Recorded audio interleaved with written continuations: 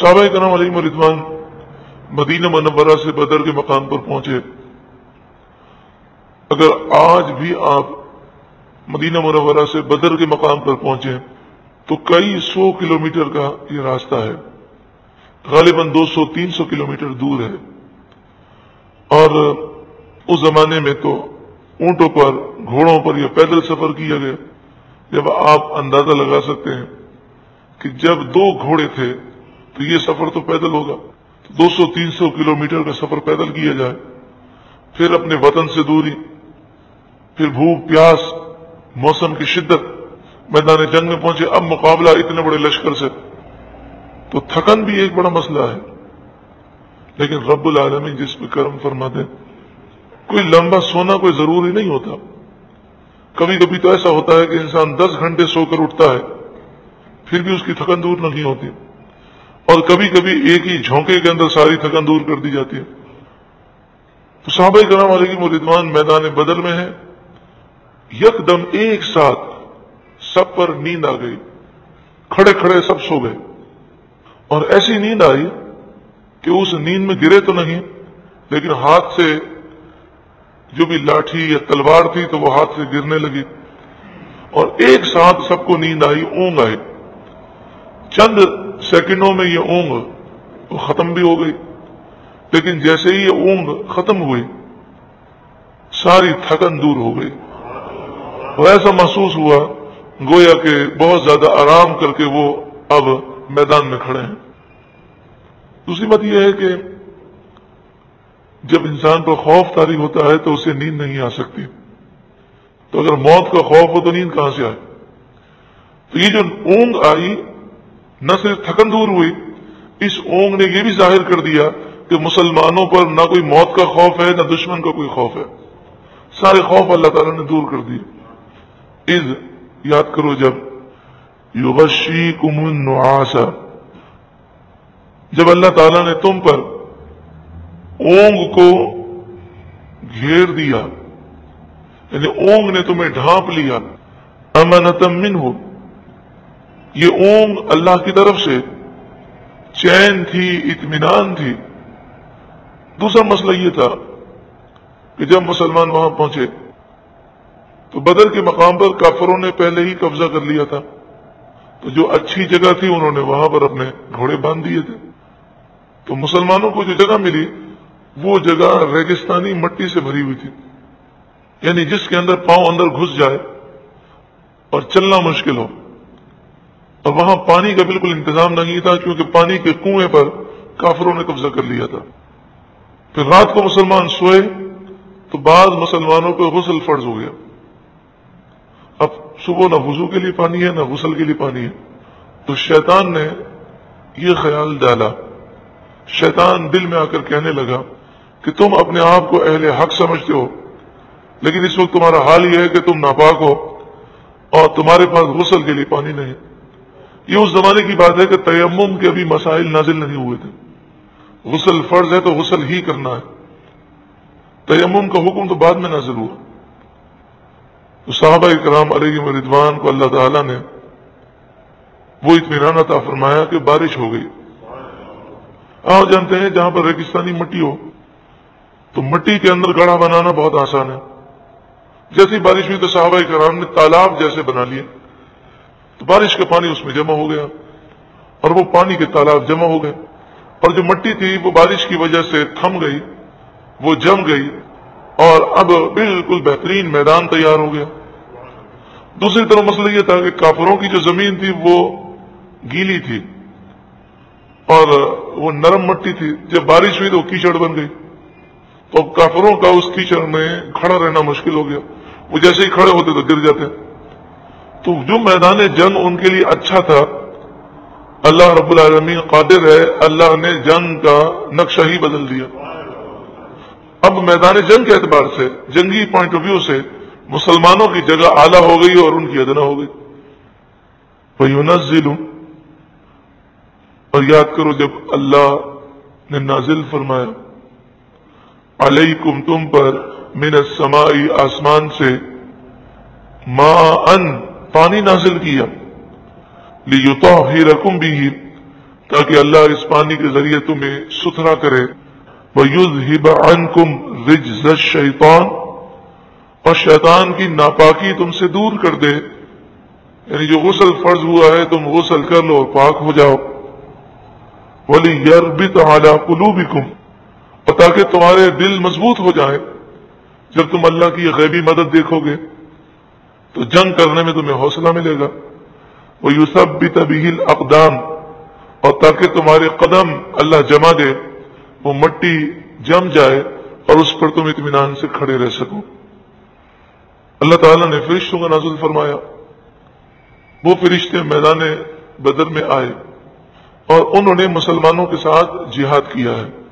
لیکن فرشتوں کا جہاد کرنے کا انداز اس طرح تھا کہ فرشتوں نے ایک انسان کی طاقت کے مطابق جنگ کی ہے، ورنہ تو اللہ تعالیٰ نے فرشتوں کو وہ طاقت دی ہے کہ وہ اپنے ایک پر پوری دنیا کو الٹا کر دیں. لیکن اللہ تبارک و تعالیٰ نے جن فرشتوں کو بھیجا انہوں نے اس طرح جہاد میں حصہ لیا جیسے 5000 افراد ہوں تو وہ کس طرح جہاد کرتے ہیں. اور دوسرا یہ تھا کہ وہ مسلمانوں کا حوصلہ بڑھاتے تھے، اور جب مسلمان وار کرتا تو اس کی تلوار پہنچنے سے پہلے فرشتہ کافر کی گردن اڑا دیتا. اذ، یاد کرو جب یوحی ربک الی الملائکہ، جب تمہارا رب فرشتوں کی طرف وحی بھیجتا تھا. انی معکم، اے فرشتوں بے شک میں تمہارے ساتھ ہوں. فثبتوا الذین آمنوا، تو تم ایمان والوں کو ثابت قدم رکھو. سألقی فی قلوب الذین کفروا الرعب، ان قریب القی میں ڈال دوں گا کافروں کے دلوں میں روب کو. فاضربوا فوق الاعناق، تو کافروں کی گردنوں سے اوپر مارو. وَاضْرِبُوا مِنْهُمْ كُلَّ بَنَانٍ، اور ان کے ایک ایک جوڑ پر ضرب لگاؤ. ذَلِكَ بِأَنَّهُمْ، یہ اس وجہ سے شَاقُوا اللَّهَ وَرَسُولَهُ، انہوں نے اللہ اور اس کے رسول کی مخالفت کی. وَمَن يُشَاقِقِ اللَّهَ وَرَسُولَهُ، جو اللہ اور اس کے رسول کی مخالفت کرے، فَإِنَّ اللَّهَ شَدِيدُ الْعِقَابِ، پس بے شک اللہ شدید عذاب دینے والا ہے. ذالکم فذوقوہ، یہ وہ عذاب ہے پس تم چکھو اسے اے کافروں. وَأَنَّ لِلْكَافِرِينَ عَذَابَ النَّارِ، اور بے شک کافروں کے لیے جہنم کی آگ کا عذاب ہے.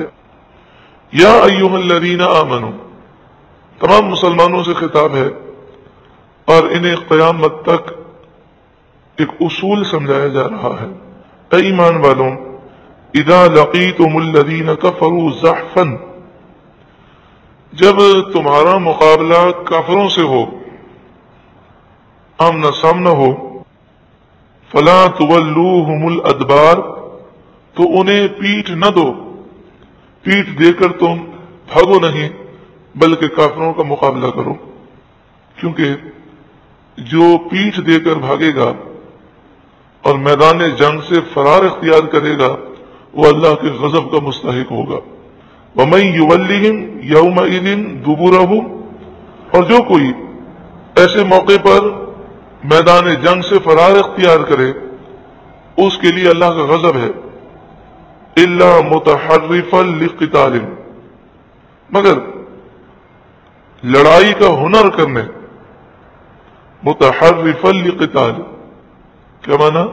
لڑائی کا ہنر، جنگی کسی چال کی خاطر اگر پیچھے بھاگے اور اس کے ذریعے وہ کوئی جنگی فائدہ اٹھانا چاہے وہ الگ چیز ہے. اس کی مثال ایسے ہے جیسے شام کی فتوحات میں آپ ایک کتاب ہے فتوح الشام علامہ وافدی علیہ رحمہ کی، وہ چاہیں تو پڑھیں، بڑی پیاری کتاب ہے جس میں انہوں نے شام کی فتوحات اور شام کی جہاد کا ذکر کیا ہے. تو اس میں ایک موقع پر ہے کہ مسلمانوں سے قلعہ فتح نہیں ہو رہا تھا، صحابہ کرام بڑے پریشان ہوئے. تو حضرت خالد بن ولید رضی اللہ تعالیٰ عنہ نے ایک تدبیر سکھائی.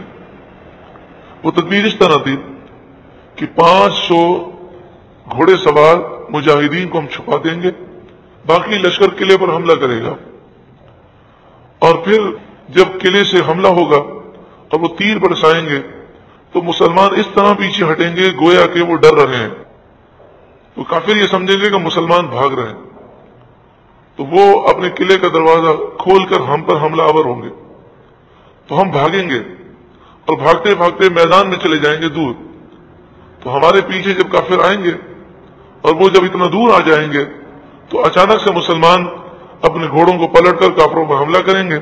اب کافر بھاگ کر قلعے کی طرف جائیں گے تو 500 جو گھوڑے سوار ہوں گے وہ قلعے پر پہلے ہی قبضہ کر چکے ہوں گے، تو یہ ان کے پیچھے جانا اور دشمن کے سامنے یہ ظاہر کرنا کہ ہم شکست کی وجہ سے بھاگ رہے ہیں، یہ ایک جنگی چال ہے اور اس کی شریعت نے اجازت دی ہے۔ الا متحرفا لقتال، ہاں اگر لڑائی کے کسی ہنر کی وجہ سے، جنگی چال کی وجہ سے وہ پیچھے بھاگیں تو جائز ہے۔ او متحیزا الی فئۃ، یا اپنے لشکر میں ملنے کے لیے، یعنی مثال کے طور پر دشمن سے مقابلہ شروع ہوا، اب ہم نے یہ سوچا کہ دشمن کی تعداد بہت زیادہ ہے تو ہمیں پیچھے جانا چاہیے اور اپنے لشکر سے مل جانا چاہیے، پھر لشکر کی تعداد بڑی ہو جائے گی، پھر ہم مل کر حملہ کریں گے، تو پیچھے بھاگ کر مسلمانوں کے بڑے لشکر سے ملنا یہ بھی کوئی حرج نہیں، یہ جہاد سے فرار نہیں بلکہ جنگی حکمت عملی کے تحت ہے۔ فقط باء بغضب من اللہ، تو جو کوئی بغیر کسی شرعی عذر کے میدان جنگ سے فرار اختیار کرے گا تو وہ اللہ کے غضب کا مستحق ہوگا۔ ومأواہ جہنم، اور اس کا ٹھکانہ جہنم ہے۔ وبئس المصیر، اور جہنم کیا ہی بری جگہ ہے پلٹنے کی۔ فلم تقتلوہم، تم نے ان کافروں کو قتل نہ کیا، ولیکن اللہ قتلہم، ہاں لیکن اللہ نے انہیں قتل کیا۔ نبی اکرم صلی اللہ علیہ وآلہ وسلم نے غزوہ بدر کے موقع پر اپنی مٹھی مبارک میں مٹی لی اور کافروں کی طرف آپ نے پھینکی، تو یہ مٹی ہر کافر کی آنکھ میں گئی اور ایسا خوف طاری ہوا کہ وہ بھاگنے لگے۔ وما رمیت اذ رمیت، اے محبوب جب آپ نے مٹی پھینکی تو آپ نے نہیں پھینکی، ولیکن اللہ رماہا، لیکن اللہ نے پھینکی ہے، یعنی پھینکنا آپ کا تھا لیکن اس پر اللہ کی قدرت ظاہر ہوئی۔ اللہ والوں کے جو کام ہوتے ہیں تو کام تو اللہ والے کرتے ہیں لیکن ان کے ہاتھ پر اللہ کی قدرت کا اظہار ہوتا ہے۔ وَلِيُبْلِيَ الْمُؤْمِنِينَ مِنْهُ بَلَاءً حَسَنًا، اور اس لیے تاکہ مسلمانوں کو اس سے اچھا انعام عطا فرمائے۔ ان اللہ سمیع علیم، بے شک اللہ خوب سننے والا علم والا ہے۔ ذالکم، تو یہ لے لو، یہ فتح حاصل کرو اور خوش ہو جاؤ اور یہ سمجھ لو وَأَنَّ اللَّهَ مُوهِنُ كَيْدِ الْكَافِرِينَ، بے شک اللہ تعالیٰ کافروں کے فریب کو کمزور کرنے والا ہے، توڑنے والا ہے۔ آج مسلمان کتنے کمزور ہیں لیکن اس کے باوجود کافر مسلمانوں کو ختم نہیں کر سکتے، سامنے آ کر مقابلہ نہیں کر سکتے، سازشیں کرتے ہیں۔ عراق پر بھی حملہ کیا تو انہوں نے یہ نہیں کہا کہ ہم عراق کو فتح کرنے جا رہے ہیں، چونکہ انہیں معلوم تھا کہ اگر مسلمانوں کو جوش آ گیا تو مسلمانوں کا مقابلہ نہیں کیا جا سکتا، تو انہوں نے کہا کہ ہم صدر صدام حسین کے ظلم سے نجات دینے کے لیے آئے ہیں، ہم تو جمہوریت کا تحفہ دینے کے لیے آئے ہیں، ہم تو اس ملک کی ترقی کے لیے آئے ہیں۔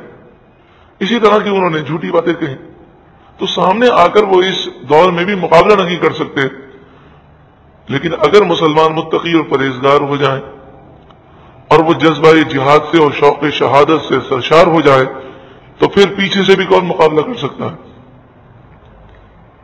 ان تستفتحوا، اے کافروں اگر تم فیصلہ مانگتے ہو تو سنو، فقد جاءکم الفتح، تو یہ فیصلہ تم پر آ چکا، وَإِن تَنْتَهُوا فَهُوَ خَيْرٌ لَكُمْ، اور اگر تم باز آ جاؤ تو تمہارے لیے بہت بہتر ہے، وَإِن تَعُودُوا نَعُدْ، اور اگر تم پھر شرارت کرو گے تو ہم تمہیں پھر سزا دیں گے، اگر تم نے پھر حملہ کیا تو تمہیں ہم پھر سزا دیں گے۔ وَلَن تُغْنِيَ عَنْكُمْ فِئَتُكُمْ شَيْئًا، اور تمہارا لشکر تمہیں کچھ بھی کام نہ آئے گا. وَلَوْ كَثُرَتْ اگرچہ کتنی ہی کثرت ہو. وَأَنَّ اللَّهَ مَعَ الْمُؤْمِنِينَ اور بے شک اللہ مومنوں کے ساتھ ہے. اس رکوع میں ہم نے پھر یہ دیکھا کہ متقی اور پرہیزگار انسان ہو، صبر کرے اور شریعت کے دامن کو مضبوطی سے تھامے تو غیبی مدد اس پر نازل ہوتی ہے.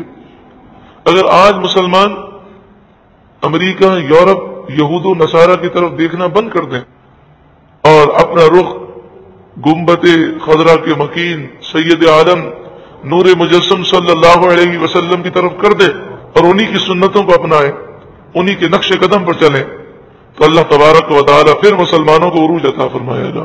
اللہ ہم سب کو عمل کی توفیق عطا فرمائے.